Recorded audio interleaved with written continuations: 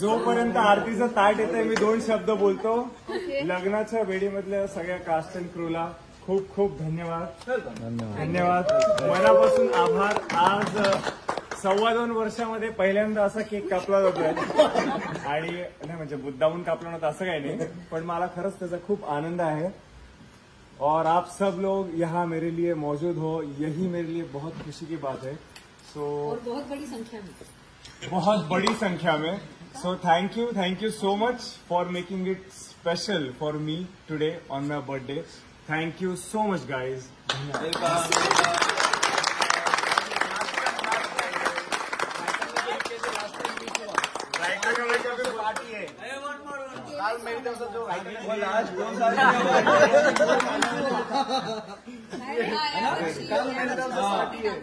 Suresh